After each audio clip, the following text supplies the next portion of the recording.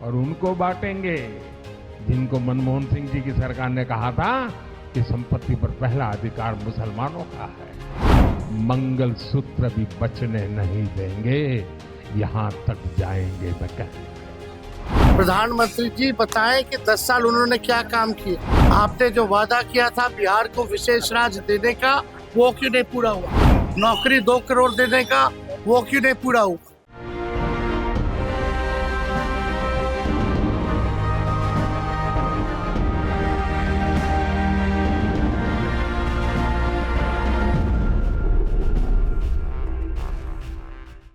नमस्कार, capital TV Bihar देख रहे हैं आप और मैं हूं आपके साथ आत्मजा।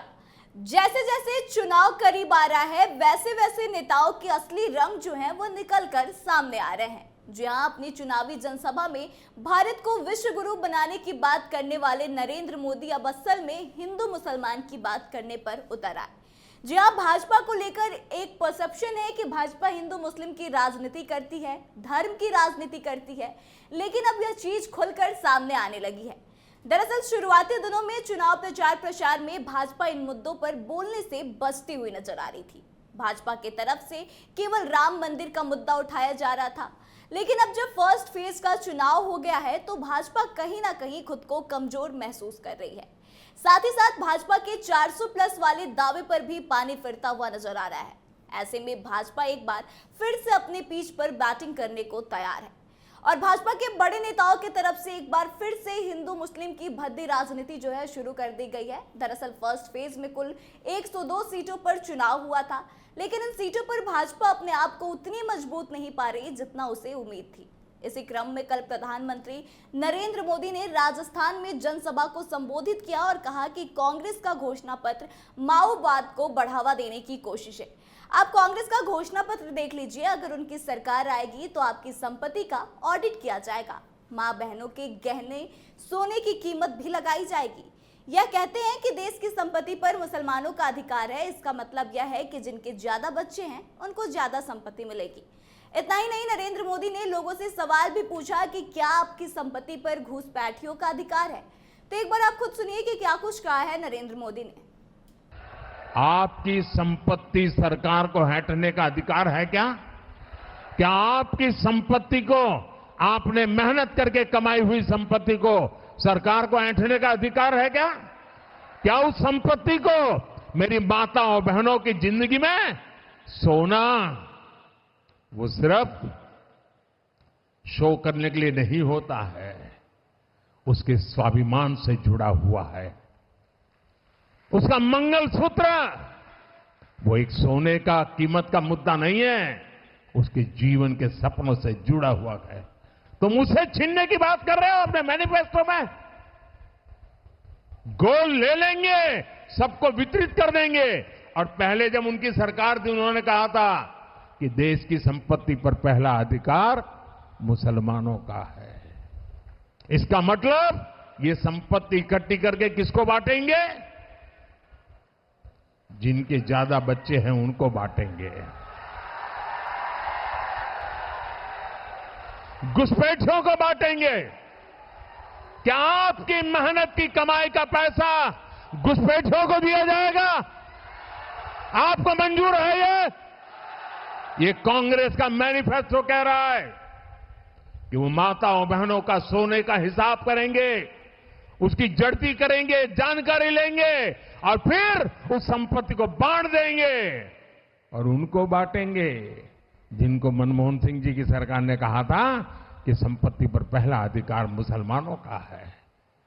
भाइयों बहनों, ये अर्बन नक्सल की सोच, मेरी माताओं बहनों, ये आपका मंगलसूत्र भी बचने नहीं देंगे, यहां तक जाएंगे मैं कहने आया हूं। साथियों, कांग्रेस में भ्रष्टाचार ही शिष्टाचार है, ये तो वागड़ के लोग अच्छी तरह जानते हैं।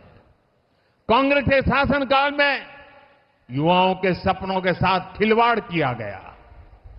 अब कांग्रेस के पेपर लीक माफिया पर भी हमारे भजनलाल जी पूरी ताकत से लगे हैं और उनको ठिकाने लगा करके रहेंगे। केंद्र सरकार ने भी इसके लिए एक कड़ा कानून बनाया है। अब इनको ये भी मालूम नहीं है, पार्लियामेंट में बैठते हैं, पेपर लीक का कानून बन चुका है। अबे घूमते फिरते हैं, हम कानून बनाएंगे। ये कानून युवाओं को धोखा देने वालों को कड़ी सजा दिलाएगा। तो देखा आपने कि किस तरह एक बार फिर से नरेंद्र मोदी ने हिंदू मुस्लिम की राजनीति शुरू कर दी है। बता दें कि पीएम मोदी के इस बयान के बाद पूरे देश की राजनीति गरमाई हुई है। वहीं पीएम मोदी के बयान पर कांग्रेस ने तुरंत प्रतिक्रिया दी। कांग्रेस नेता राहुल गांधी ने एक्स पर लिखा कि पहले चरण के मतदान में निराशा हाथ लगने के बाद नरेंद्र मोदी के झूठ का स्तर इतना गिर गया कि वह घबराकर अब जनता को मुद्दों से भटकाना चाहते हैं। वहीं कांग्रेस नेता पवन खेड़ा ने सोशल मीडिया पर एक वीडियो जारी कर प्रधानमंत्री नरेंद्र मोदी को झूठा बताया और कहा कि एक चुनाव जीतने के लिए प्रधानमंत्री ने आज फिर से झूठ बोला। एक चुनाव जीतने के लिए आप झूठ परोसते चले जाओगे क्या जनता को? चलिए, आपकी गारंटियां झूठी, आपके जुमले झूठे, आपके वादे झूठे। आप देश को हिंदू मुसलमान के नाम पर झूठ परोस कर बांट रहे हैं। मैं चुनौती देता हूं प्रधानमंत्री को कि कांग्रेस के मैनिफेस्टो में कहीं भी मुसलमान और हिंदू शब्द हो तो हमें बताएं और यह चुनौती स्वीकार करें, नहीं तो झूठ बोलना बंद कर दें। वहीं प्रधानमंत्री के बयान का असर अब बिहार की राजनीति पर भी देखने को मिल रहा है। नेता प्रतिपक्ष तेजस्वी यादव ने आज जमकर नरेंद्र मोदी पर हमला बोला और कहा कि हाथ जोड़कर विनती करते हैं कि समाज में जहर ना बोएं, मुद्दे की बात करें।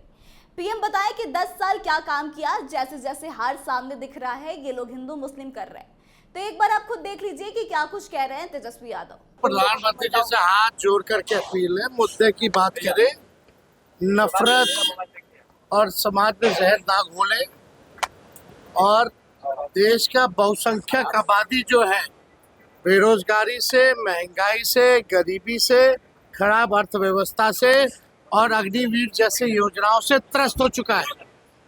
प्रधानमंत्री जी बताएं कि 10 साल उन्होंने क्या काम किए। प्रधानमंत्री जी बताएं कि इस बार बिहार का घोषणा पत्र में एक बार भी जिक्र क्यों नहीं है। आपने जो वादा किया था बिहार को विशेष राज्य देने का, वो क्यों नहीं पूरा हुआ। नौकरी 2 करोड़ देने का, वो क्यों नहीं पूरा हुआ। अब इस तरह की बातें हम तो पहले से कहते रहे, जैसे जैसे हार दिखता रहेगा उस हिसाब से ये लोग हिंदू मुस्लिम मंदिर मस्जिद की बात करेंगे। इसलिए आप सब लोगों को समझना पड़ेगा कि इनकी उपलब्धि 0 है, इसलिए ये फिर कम्युनल लाइन पे ये बातें कर रहे हैं।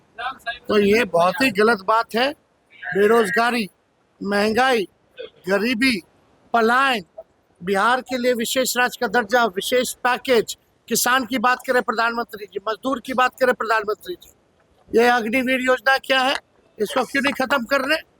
इससे देश का भला होने वाला नहीं है। प्रधानमंत्री जी जो बातें कह रहे हैं, बिहार की जनता, देश की जनता सुनना चाहती है कि प्रधानमंत्री हमारा गरीबी कैसे खत्म करेगा, बेरोजगारी कैसे खत्म करेगा, महंगाई कैसे खत्म करेगा, रोजगार कैसे उपलब्ध कराएगा, देश की अर्थव्यवस्था को कैसे सुधारेगा।